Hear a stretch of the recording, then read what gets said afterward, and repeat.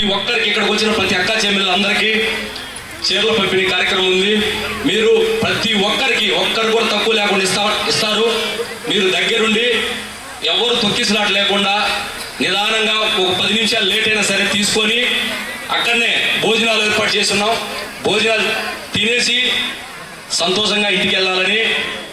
అలాగే రేపు మీరందరూ కనిగిరి నియోజకవర్గంలో వైఎస్ఆర్ కాంగ్రెస్ పార్టీ ఎంత బలంగా ఉందో మిమ్మల్ని అందరిని చూస్తేనే తెలుస్తుంది. రేపు రాబోయే రోజుల్లో జగనన్నని కనిగిరి నియోజకవర్గంలో వైఎస్ఆర్ కాంగ్రెస్ పార్టీని మీరందరూ గెలిపిస్తే జగనన్న మళ్ళీ అసెంబ్లీలో జగనన్ననే నేనని సీఎంగా ప్రమాణ స్వీకారం చేస్తారు. జగనన్న ప్రమాణ స్వీకారం చేస్తే ఆగిపోయిన ప్రతి పథకం మళ్ళీ కొనసాగుతుంది. ఈ రోజు జగనన్న ప్రవేశపెట్టినటువంటి ప్రతి పథకాన్ని తుంగలో తొక్కి డైవర్ట్ పాలిటిక్స్ కి అలవాటు పడ్డటువంటి ప్రభుత్వం కూటమి ప్రభుత్వం. మీరందరూ అర్థం చేసుకోండి.